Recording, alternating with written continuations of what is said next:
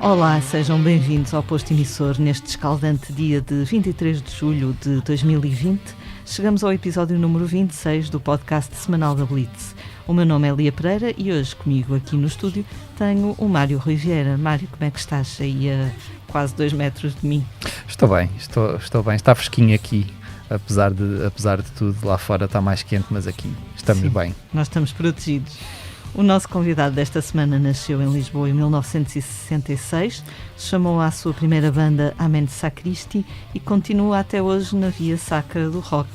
Depois de tocar sempre guitarra em grupos como Santa Maria Gasolina em Teu Ventre ou Lulu Blind, quando se fartou de bandas, construiu uma casa com os Dead Combo. Tiramos o chapéu a Tó Trips. Tó, boa tarde, como estás? Boa tarde, Lia, tudo bem? Tudo ótimo. Obrigada por estares aqui connosco hoje. É um prazer. Nada, obrigado pelo convite.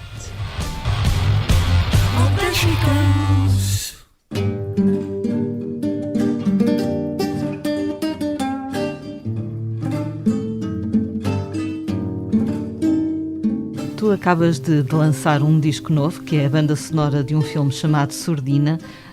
Sabemos que o fizeste sozinho, em casa, com a ajuda do computador. Foi uma boa forma de te entreteres durante aquela altura mais agreste do confinamento? Não, eu fiz isso já antes do confinamento, ou seja, o filme até era para ser lançado nessa altura, depois, pronto, o Rodrigo Areias acabou por adiar o lançamento do filme. Uhum. Mas eu fiz isso em novembro do ano passado. Ok. E ainda apanhou janeiro e pronto.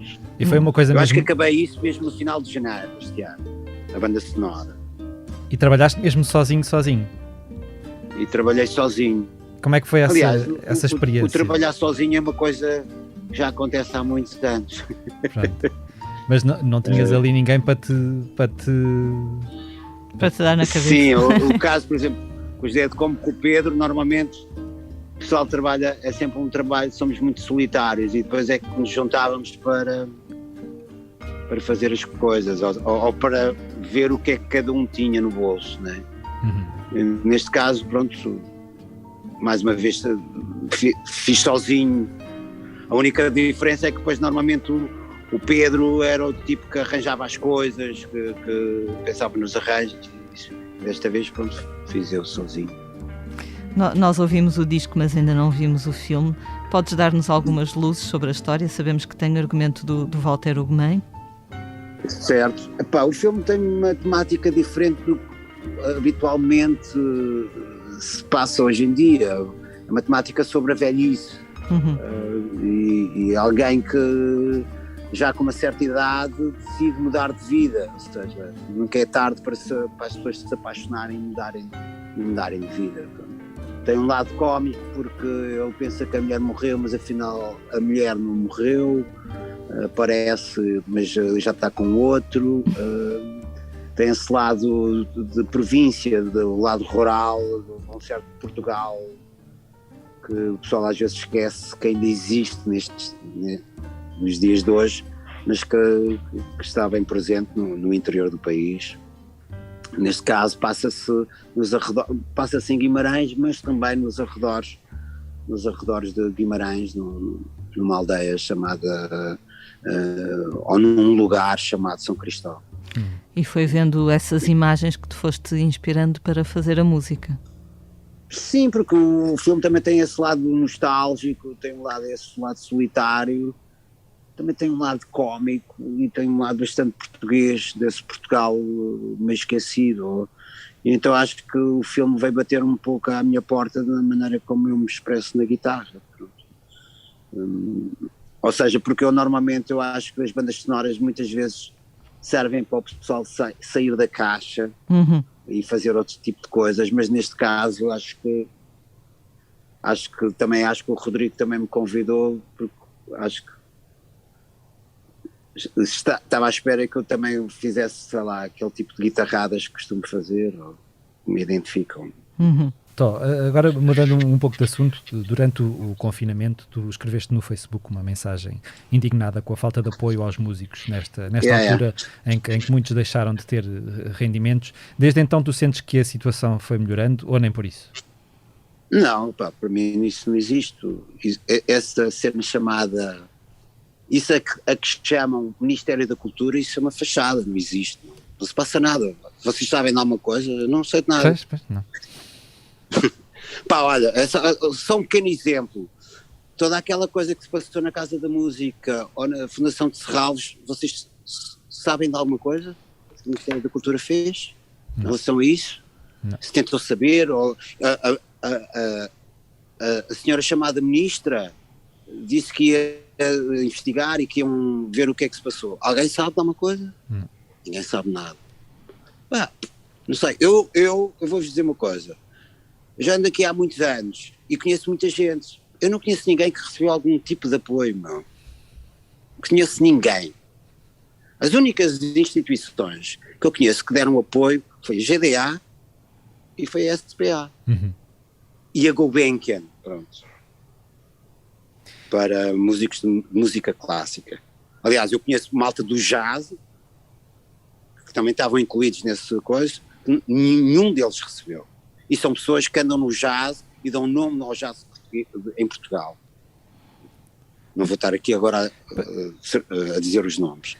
Portanto, não se passa nada. Portanto, para mim, aquilo a que chamam o Ministério da Cultura é verdadeiramente uma fachada.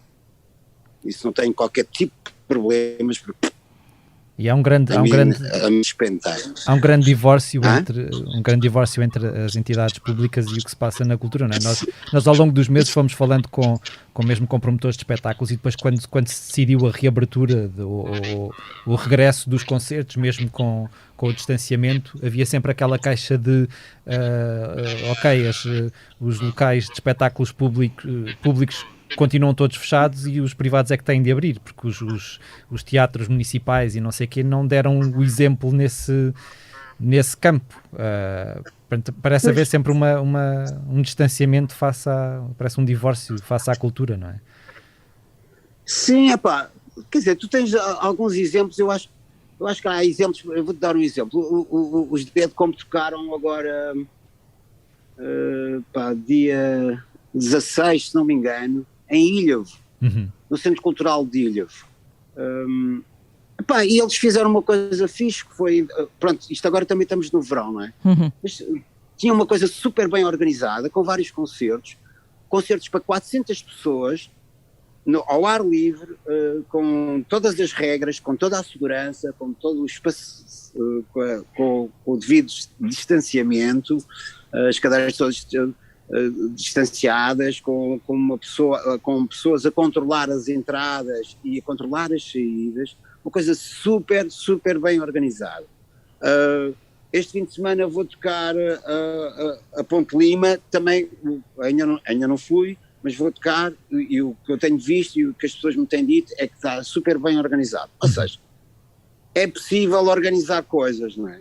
Agora, o que eu acho que me preocupa mais como músico e como cidadão e como pessoa que tanto gosta de tocar como gosta de ver os outros tocar e gosta de ir a concertos e que isso faz parte da minha vida, o que me preocupa mais é, nesta altura, não haver eu vou-vos dar um exemplo, não haver uma preocupação com os clubes neste país. Porque e eu tenho medo que isto fique uma coisa super institucional. E o que é que isso quer dizer institucional? Quer dizer que bandas, se calhar como os Dead Combo, o pessoal mais conhecido, vai ter concertos. O pessoal novo, a malta nova que aparece aí, bandas novas, putos novos, não têm onde apresentar as suas coisas. Que é isso o medo que eu tenho, porque não há um circuito, ou seja, o que é que vai restar deste circuito? Eu vou dar exemplos: Lux, Sabotage, Music Box, Damas, Lounge, Salão Brasil, Maus Hábitos, Passos Manuel, Art Club, vários outros em Viseu, Bafo-Bac no Algarve, sei lá. Ao fim e ao cabo, uma rede que existia em Portugal, de clubes que estou para ver o que é que isso vai custar, que dizem que só podem abrir ao final de setembro. Eu não sei como é que se aguenta isso até final de setembro, e vindo logo outubro e novembro, que é as gripes, portanto é para não abrir. E mesmo que abram, será que compensa? E como é que as bandas que já era um circuito que já não rendia, vou dar um exemplo, este ano éramos para lançar os Clube Macumba e íamos fazer 2 tours pelo país inteiro em clubes, ou seja, que era uma coisa que monetariamente já não é rentável, mas era uma coisa que dava para pagar ao fim e ao cabo os combustíveis, a carrinha, as portagens e pouco mais, mas ao menos íamos mostrar o nosso trabalho. Isso já não era assim tão rentável. Imaginei agora quando, sei lá, se um sítio abrir, ter lá 30 pessoas, ou como no outro dia estive a falar com o Zé Miguel do Salão Brasil, e ele pode ter lá 30 pessoas. 30 pessoas não vale a pena ir lá.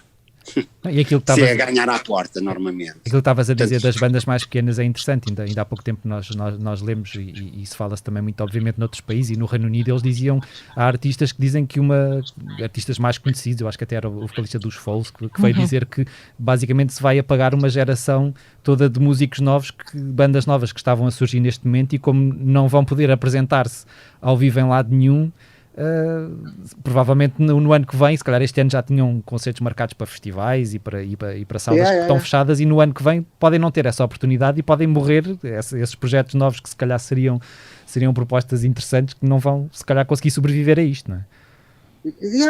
Não, isso é uma coisa que eu acho que é preocupante mesmo, sabes? Porque estes sítios estão na gênese das bandas, estão na gênese dos miúdos apresentarem as coisas, não é? Tocarem, lógico que estão na gênese da contracultura numa sociedade hoje em dia que é uma coisa que é e sempre foi uma coisa importante, não é? Claro. As coisas aparecem na rua, aparecem nesses sítios, não é? Claro. Há bandas que se formam nesses sítios. Os Deadcom formaram-se eu fui a um concerto, o Pedro também foi, e falámos ali, formaram-se ali. Quantas bandas, quantos projetos, eu não gosto da palavra projeto, gosto de bandas, mas quantas bandas se criaram nesses sítios, não é? Claro. E quantas coisas se partilharam nesses sítios. Portanto, alguém vê alguém preocupado com isso? Não. Eu não vejo.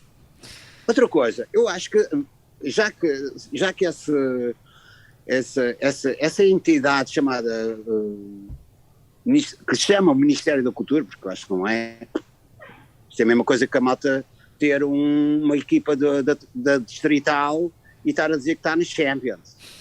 É exatamente a mesma coisa. Portanto, aquilo não funciona, nem existe.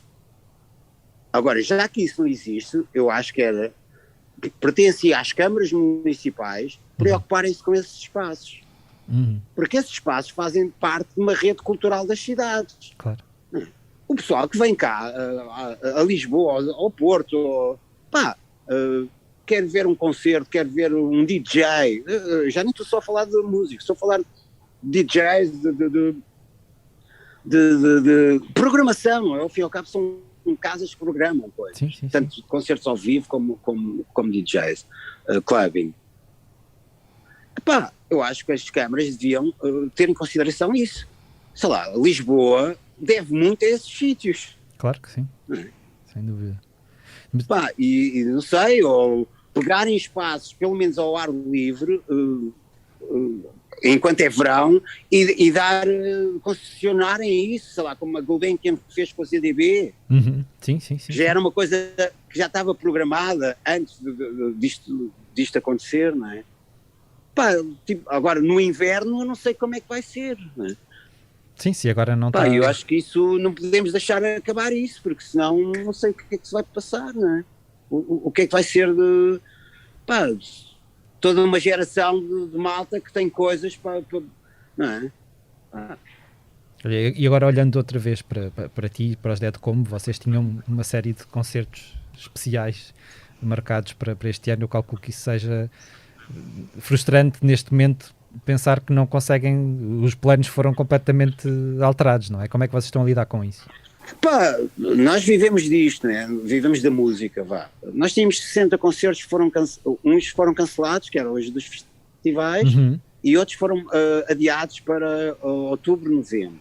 Mas nós não sabemos o que é que se vai passar, ninguém sabe o que é que se vai passar em outubro, novembro. Alguns deles foram passados para o próximo ano. Também não sabemos o que é que se vai passar no próximo ano. Ou seja, mas também tínhamos dito às pessoas que acabávamos este ano, não é? Que era essa a tour. Pronto. Decidimos chutar isso para o próximo, ou seja, os últimos concertos que iam ser dos Deadcomb ia ser no final de janeiro do próximo ano, no São Luís, 2 datas. Essas datas foram mandadas para o final do próximo ano. Mas, quer dizer, isto é tudo suposições, não é? Quer dizer, claro.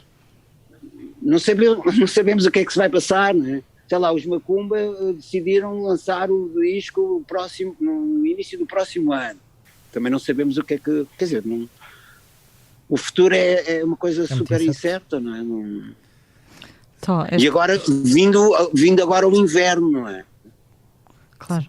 Então, esta semana entrevistei o vocalista de uma banda irlandesa novita chamada Fontaines DC, e eles, pelos vistos, quando lançaram o primeiro disco, que foi no ano passado, entraram numa daquelas digressões, Inglaterra, América, e já estavam todos estourados e acabaram por cancelar as últimas datas, que já não estavam a dar conta do recado.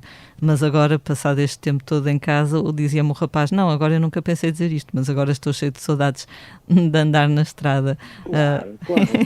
Também sentes isso? Claro que isso, andar na estrada, é um bicho que é um bichinho que fica sempre aqui, não é? Sei lá, eu agora tive a sorte de ver estes cine-concertos e com eles vir também concertos a solo. Aliás, até me sinto um super privilegiado. Não estava à espera que isso passasse assim, mas pronto, tenho tido bastante trabalho até. Como é que são esses concertos? Tem a projeção do filme e tu vais tocando? Ou seja, os cine-concertos são... basicamente eles tiram a banda sonora, não é? Os filmes tem som, não é? Eu já tinha feito, eu e o Pedro já tínhamos feito variadíssimos sonorizações de cine-concertos de filmes mudos, não é? E, aliás, até que já começámos, os Deadcomb começaram até quase em cine-concertos do Edgar Pereira. E todos esses personagens dos Deadcomb até nasceram desses 5 concertos do Edgar Pereira. O Cangalhar e o Gangster do Jazz. Mas basicamente estes 5 concertos do Sordina é a versão de guitarra dos temas que fazem parte da banda sonora ou seja, o filme não tem a banda sonora e eu toco a banda sonora ao vivo, versão só de guitarra, pronto. Portanto, sem aqueles instrumentos não tem o piano, que colocaste. não tem outros instrumentos, né, que entram na banda sonora. Estavas aí a falar que até tiveste bastante trabalho. Tu continuas a trabalhar como designer também? Sim, ainda faço coisas de design cada vez menos, mas ainda faço principalmente para cenas às vezes de jazz, fiz umas coisas ultimamente também para o Furtado, a última tour One Man Band, também fiz. Há pessoal que me vai ainda... continuo a fazer os postas para o Edgar Pereira, que está sempre a pedir. Faço coisas lá para o Rodrigo Areis também, lá para a produtora, para os filmes. Vou fazendo, é uma coisa que eu sempre gostei. Aliás, eu vim parar à música à conta da imagem da música, sempre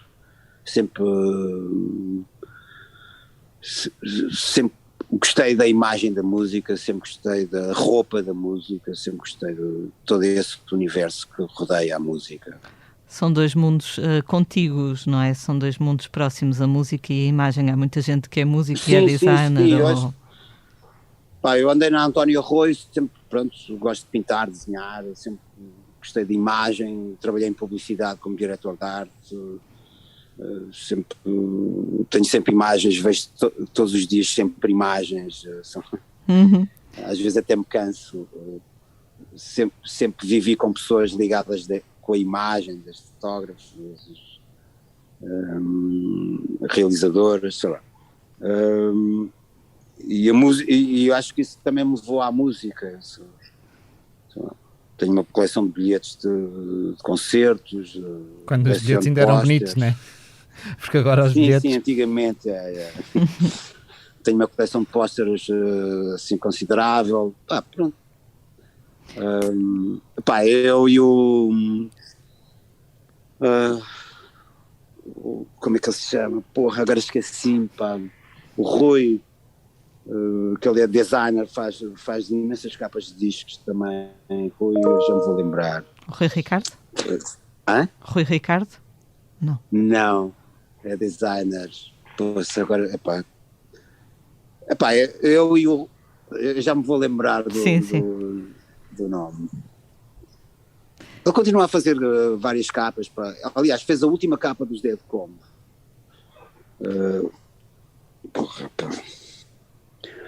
Nós os dois devemos ser os gajos que fizeram mais capas de discos neste país. Pelo menos nos anos 90, princípio do século. É um trabalho que ainda quer dizer, esse trabalho gráfico ainda te dá muito gozo. Dá sempre gozo. E ao fim e ao cabo concentrei-me mais nessa cena, porque antes ainda fazia outros trabalhos gráficos, mas depois faço só aquilo que realmente gosto. Então, eu estava a ver, encontrei uma entrevista tua, uma revista chamada Bica, onde tu dizias que começaste a tocar guitarra porque a tua mãe, que na altura tinha 40 e tal anos, começou a tocar guitarra na igreja e tu interessaste pelo instrumento. Isso foi uma estreia abençoada, não conhecia esse pormenor da tua biografia. A primeira vez que toquei numa guitarra era em casa do meu tio, que ele tinha uma guitarra, sei lá, aquele pessoal que pensa que tocar guitarra engatava miúdas, sei lá. Mas também nunca aprendeu a tocar guitarra, e então foi a primeira vez que eu vi uma guitarra que estava lá em casa do meu tio, na Covilhã, em casa do meu tio não, desculpa, em casa da minha avó, e era o meu tio mais novo, tinha uma guitarra e pronto, e comecei a tocar sozinho. Depois mais tarde a minha mãe também tinha uma guitarra em casa, tocava aquelas músicas da igreja e pronto. Hoje em dia já não, aliás eu tenho aqui a guitarra da minha mãe, guardo religiosamente, não é assim uma guitarra não é especial, mas para mim é especial porque ela depois teve um AVC e já não conseguiu tocar mais e pronto. E tenho aqui a guitarra como um objeto importante para mim. É uma guitarra acústica, uma viola? É uma guitarra, é uma Yamaha, uma clássica. Esta até semana... tem uma cena escrita por ela com umas letras de senhor não sei o quê, uma cena religiosa. Até deixei o papel e tudo lá colado na guitarra e tudo. Que querido. Só naquela de só de deixar de estar como ela tinha. Então, esta semana chega às salas de cinema o documentário sobre o Zé Pedro, que já tinha estreado no ano passado no DOC Lisboa, tu participas. Chegaste a ver o filme? Cheguei a ver o filme no São Jorge. E... Se não me engano foi no Indy ou foi no DOC Lisboa. Sim. Gostaste do filme? Sim, gostei do filme. Gostei bastante do filme. Aquela parte do colecionismo que tu falavas e que o Zé Pedro também tinha, aparece lá bem representada, não é? Sim.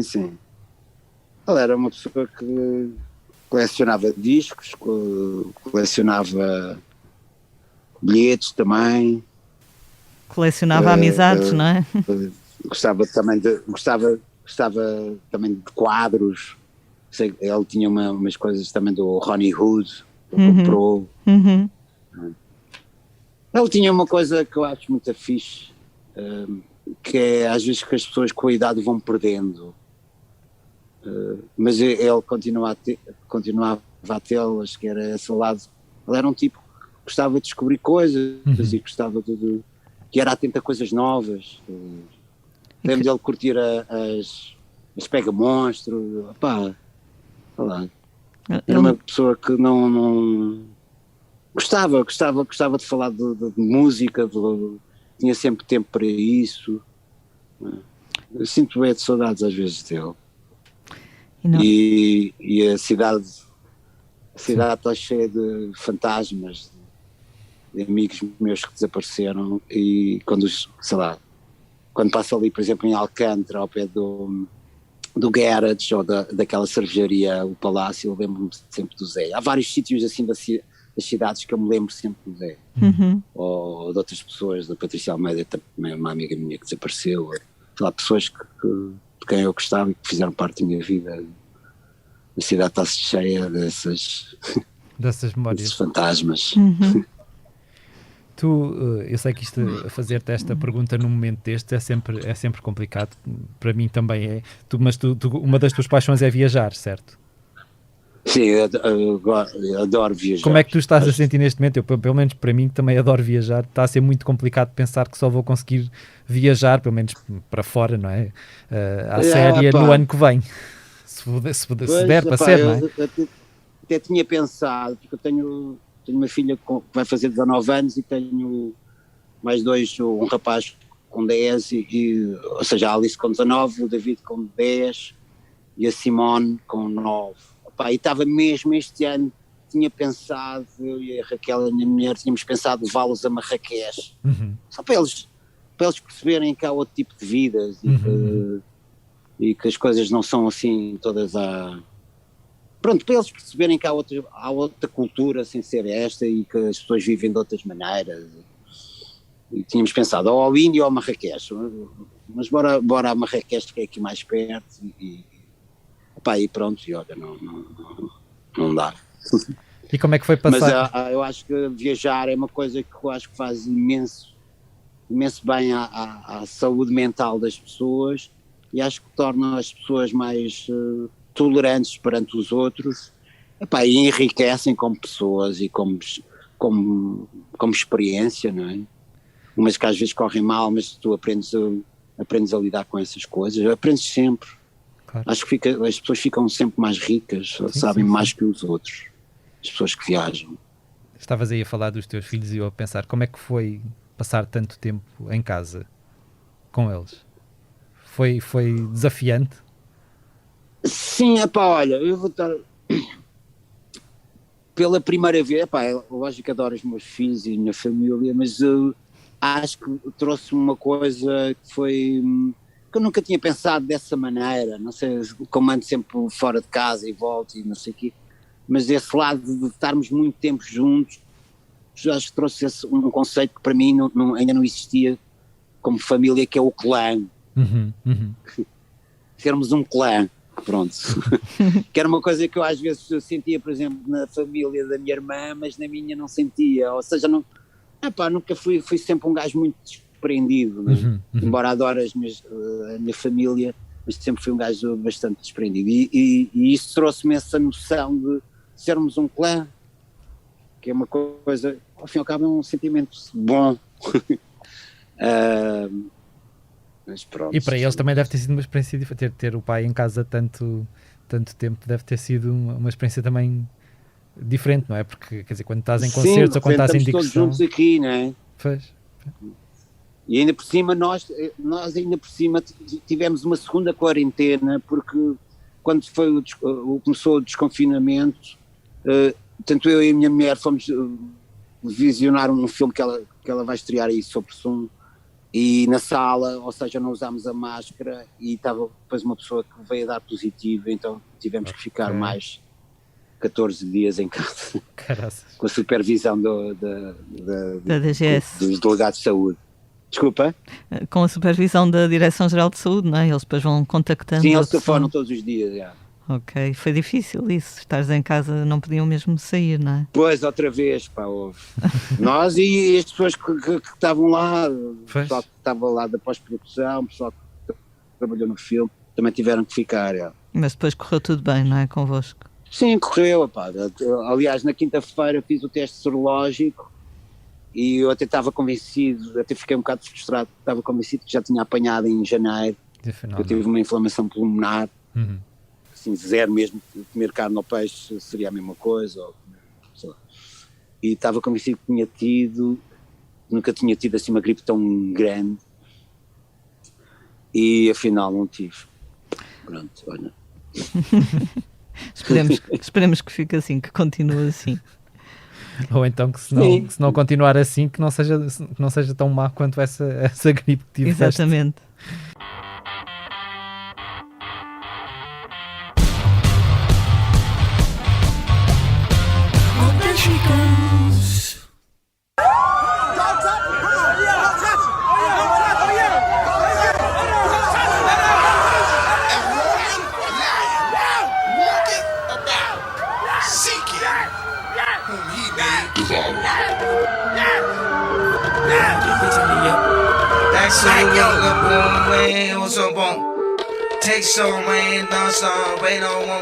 Vamos agora avançar para os temas que estão a marcar a semana e que, tanto num caso como no outro, nos fazem pensar se já não estaremos já a viver num episódio do Black Mirror, não é, Mário?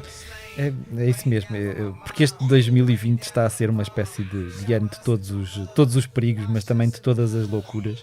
Esta semana trazemos aqui uma espécie de exercício de futurologia e sim, aviso as pessoas que nos estão a ouvir que o que vou dizer nos próximos minutos podia muito bem ter saído de episódios da série Black Mirror. Só que não foram. A primeira notícia que trago saiu da cabeça de Elon Musk, quem mais, e da equipa que chefia na startup Neuralink, criada em 2016. Depois dos automóveis Tesla e das aventuras espaciais da SpaceX, o pai do filho de Grimes está a desenvolver um implante cerebral que nos permitirá ouvir música sem o recurso aos escutadores. O projeto insere-se na criação de interfaces cérebro-computador que têm como intuito ajudar-nos, humanos, a acompanhar os avanços da inteligência artificial. A ideia é implantar fios da espessura de teias de aranha no cérebro das pessoas, ligando-os a um dispositivo externo, embora o objetivo seja, um dia, ter uma ligação completamente sem fios. O produto já terá sido testado, com sucesso, em ratos e macacos, e Musk explica que, além de nos permitir ouvir música, o implante poderá, no futuro, ser capaz de curar problemas do foro psicológico, como a depressão ou a dependência de substâncias. Mais novidades foram prometidas para o dia 28 de agosto, este agosto de 2020. Portanto, não é isto aparentemente é uma coisa que está muito próxima de acontecer. Curar problemas psicológicos ou criar problemas psicológicos novos, não é? Isso, exatamente. E agora, em contexto pandémico, trago uma outra notícia de uma experiência que vai ser levada a cabo por cientistas num concerto do cantor alemão Tim Bendzko, a realizar-se já a 22 de agosto em Leipzig, na Alemanha. A premissa é juntar 4.000 pessoas saudáveis com idades entre os 18 e os 50 anos, numa arena com capacidade para 12.000, para melhor entender os riscos de transmissão do novo coronavírus. Nós continuamos a dizer novo coronavírus, mas isto novo já tem muito pouco, não é? Analisando o comportamento de cada indivíduo e assim tentar chegar à melhor forma de prevenir que o vírus se espalhe. Os voluntários terão de ter testado negativo para a Covid-19 e ser-lhes entregues máscaras, um desinfetante fluorescente que permitirá aos cientistas perceber que superfícies são mais vezes tocadas e um dispositivo que registará todos os movimentos e a distância que guardam uns dos outros. Haverá 3 cenários diferentes, um em que não há qualquer distanciamento, outro onde haverá regras de higiene mais rígidas e a entrada será espaçada no recinto, e ainda um outro em que o público terá de se sentar à distância recomendada de 1,5 metro. A intenção é chegar a um modelo matemático que possa ser usado para impedir cadeias transmissíveis em grandes salas de espetáculos ou mesmo salas desportivas ou estádios, o que quer que seja. Os cientistas esperam poder publicar os resultados desta experiência já no início de outubro. Vai ser bem divertido esse concerto. Deve ser. A pessoa sempre a pensar, será que já apanhei? Será que não? Supostamente eles vão ser testados antes de irem para o concerto, que, portanto, à partida não haveria ninguém. A intenção é tentar perceber de que forma é que, havendo efetivamente uma pessoa infectada, seria mais fácil o vírus transmitir-se, não é? Outro fenómeno que nos tem apoquentado nos últimos meses tem sido o regresso de Kanye West, não com música nova, apesar de ter anunciado a edição de um novo álbum já para esta sexta-feira, 24 de julho, mas com o anúncio da sua candidatura à presidência dos Estados Unidos. Não sabendo se vai conseguir ou não levar esse objetivo a bom porto, visto que o anúncio foi feito já a corrida à presidência ia bem avançada, as eleições realizam-se em novembro, o que efetivamente sabemos é que o homem está a perder a cabeça, basicamente. Na última semana foi um atropelar de situações que nos levam a acreditar que está efetivamente a passar por um episódio bipolar, transtorno que já lhe tinha sido diagnosticado. contrariando informações que tinham sido avançadas na semana passada por um dos responsáveis pela sua campanha, que disse que West já tinha desistido de se candidatar.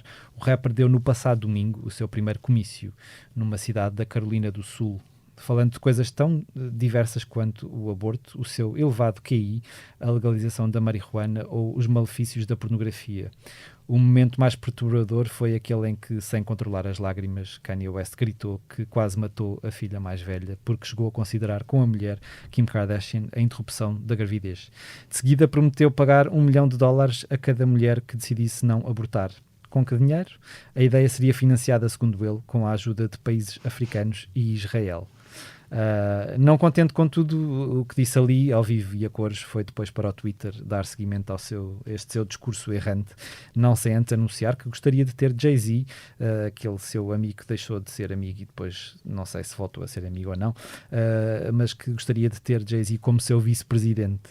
E o que é que ele disse no Twitter? Acusou a mulher de tentar interná-lo com a ajuda de 2 médicos. Disse que rezava a Deus para que Kardashian não fotografasse a filha de 7 anos para a Playboy e, horas depois, tudo em publicações entretanto apagadas, confessou que estava a tentar divorciar-se há 2 anos e comparou a sogra Kris Jenner a Kim Jong-un, o líder da Coreia do Norte, chamando-lhe Kris Jong-un. Esse trocadilho teve piada. Teve. Este teve. Entre outras coisas, defendeu ainda que Michael Jackson foi assassinado e que o seu rapper preferido é Lil Baby, mas que ele não quer gravar uma colaboração com ele. Eu sei que já estamos todos cansados e com o cérebro no nó, mas deixo só mais uma das loucuras de Kanye West. Num acesso de lucidez, perguntou aos seus seguidores se efetivamente querem que se candidate ou não à presidência. A publicação foi também, entretanto, apagada, portanto ele há de ter desistido de inquirir os seus fãs se o querem como presidente ou não. Mais um dia normal em 2020. Exatamente.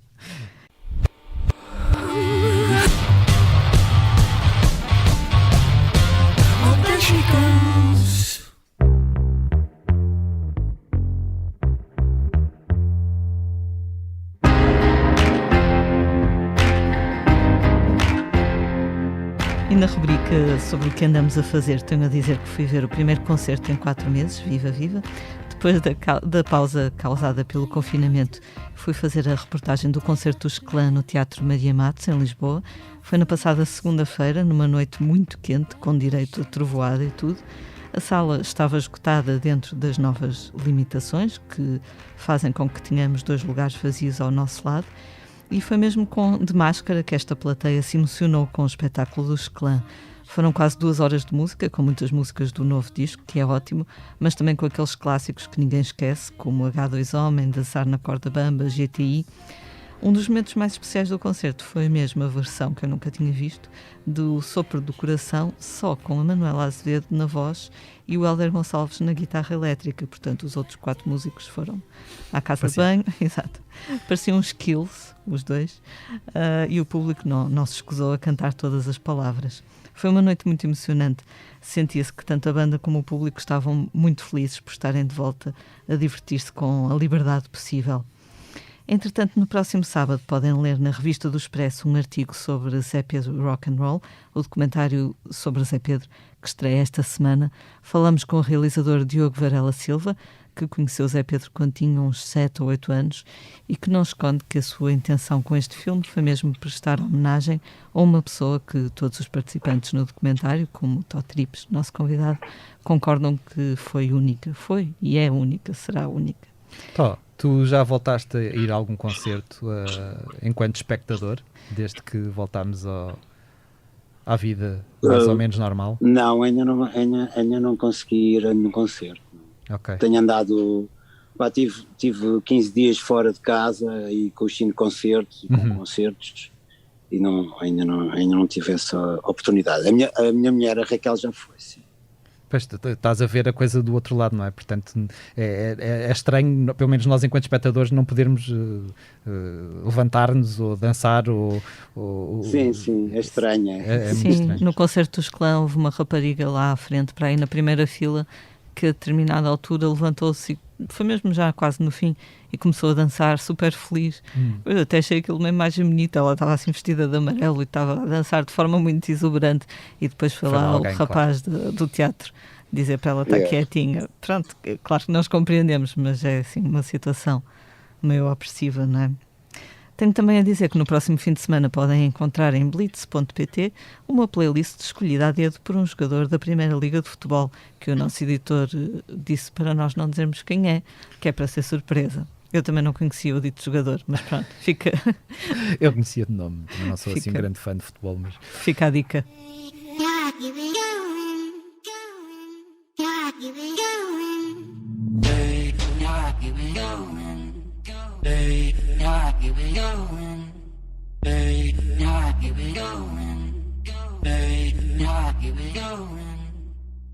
E agora vamos saber o que é que tu tens andado a ouvir, Mário.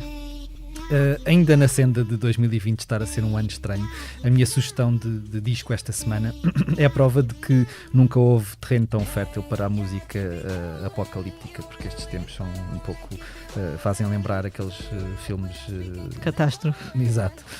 O disco que eu vos trago chama-se Tearless e é o segundo álbum da dupla finlandesa baseada em Berlim, Amnesia Scanner. Descrito como um álbum de fim de relação com o planeta e, por muito experimental que seja na exploração das eletrónicas, soa bastante humano na aflição de canções tão desoladas quanto A.S. Trouble ou na agressividade industrial de A.S. Flat, que conta com a colaboração hardcore dos norte-americanos Code Orange. Ouvem-se referências de Nine Inch Nails, Einstürzen der Neubauten ou de Sophie, a produtora de música eletrónica, de quem a dupla é assumidamente admiradora. É um disco claustrofóbico, mas que ao mesmo tempo nos deixa hipnotizados. Os meus destaques vão para os temas As Going, com a colaboração da brasileira Lisa, e As You Will Be Fine, que encerra o disco de forma grandiosa, com versos que parecem ter sido escritos para musicar este conturbado momento da história mundial. You Will Be Fine if we can help you lose your mind. As canções são todas AS, que é sim. Amnesia Scanner. Exatamente, é estranho porque tu quando lês o início da canção parece que estás a dizer as qualquer exato. coisa, mas não é AS algo. E Pronto. todas as canções são assim, deste disco e dos discos anteriores. É uma escolha estética. Assim não correm o risco de já haver uma canção com esse nome. É verdade. E não plagia ninguém. Já eu recomendo vivamente o terceiro disco da irlandesa Bridget Maypower, chama-se Head Above the Water. É um conjunto de canções muito bonitas entre a tradição folk do seu país, que é a Irlanda, e outras linguagens acústicas. Tem algum jazz também, sobretudo nos arranjos. O disco foi gravado com o músico americano Peter Broderick, que é marido de Bridget Maypower, e nestes dias de calor sufocante soa muito bem. Wedding of a Friend, a canção que estamos a ouvir, é talvez a minha favorita de um disco que eu recomendaria a quem gosta de Nick Drake ou Beth Orton. Tu tens ouvido alguma coisa assim nova que também nos queiras sugerir? Não, tenho ouvido Miles Davis e hoje tenho ouvido um álbum dos The Good, The Bad and The Queen, o último, Maryland, que eu gosto bastante. Mas, ou seja, não é nada de novo, pá. Kanye West também não está aí. Como? Kanye West não está nas tuas escolhas. Eu vivo noutra galáxia. Ele também vive numa galáxia só dele. Nesse showbiz e acho esse gajo arrogante, detesto esse gajo. É estranho, é daquelas... Não me diz absolutamente nada, não... Mas é daquelas pessoas que tu tentando ou conseguindo, e eu sei que é difícil separar a personalidade da música que faz, eu calculo que tu fosses capaz de encontrar ali em alguma fase da carreira dele uma coisa que ias achar, uma ou outra que conseguisse achar genial, mas lá está, os génios são todos mas loucos, sabes não é? Uma coisa, eu acho que quando as pessoas têm muito dinheiro também é fácil fazerem boas coisas. É verdade. Contratam os melhores gajos que existem aí no mercado, estás a perceber? Portanto, não...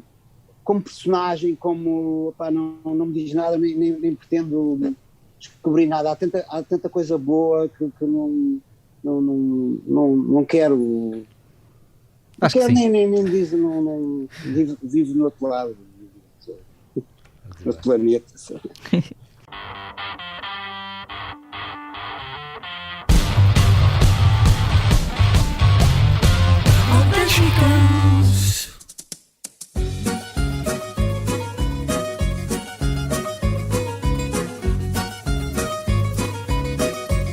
Vamos agora falar dos concertos marcados para os próximos dias. No sábado, 25 de julho, os concertos que Rita Red Shoes deu no quintal de sua casa durante o confinamento com o marido, Bruno Santos, e o vizinho, Ricardo Toscano, chegam a um palco maior.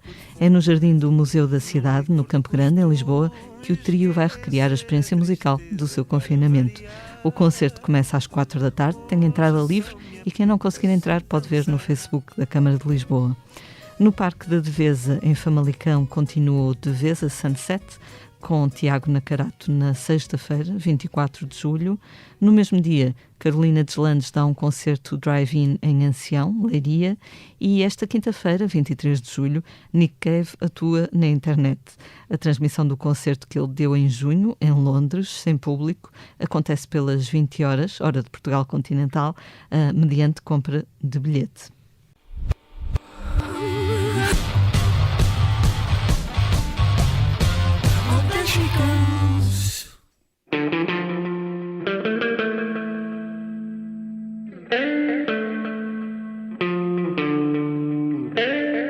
E chegamos assim ao final de mais um posto emissor. Fica o nosso grande agradecimento ao Tó Trips por aceitar o nosso convite. Foi uma honra ter-te connosco, Tó. Esperamos que... Obrigado, eu. Esperamos que da próxima vez estejamos aqui todos juntos e sem máscara. Esteve também neste posto emissor o jornalista Mário Rui Vieira. Eu sou a Lia Pereira. Os temas de abertura e conclusão são de Legendary Tigerman e a edição multimédia estará a cargo de Joana Beleza. Como é hábito, vamos finalizar com uma curta leitura do nosso convidado. Tó, o que é que nos trouxeste? Trago aqui um poema do Charles Bukowski, uma antologia poética, Os Cães Ladram Facas. Muito bem. E o poema chama-se Uma Definição. Então é assim: o amor é uma luz a correr de noite pelo nevoeiro.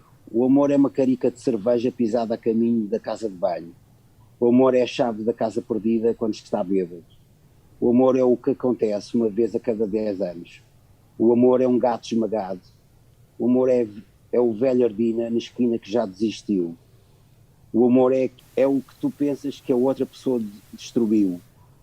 O amor é o que desapareceu na época dos vasos de guerra. O amor é o telefone a tocar a mesma voz da outra voz, mas nunca a voz certa. O amor é traição, o amor é incineração, vagabundos num beco. O amor é ferro, o amor é a barata, o amor é a caixa de correio, o amor é a chuva no telhado de um velho hotel em Los Angeles, o amor é o teu pai num caixão, o teu pai que te odiava, o amor é um cavalo com uma pata partida a tentar levantar-se perante uma assistência de 45 mil pessoas, o amor é o modo como fervemos com uma lagosta, o amor é tudo aquilo que dissemos que não era. O amor é a pulga que não consegues encontrar e o amor é uma melga.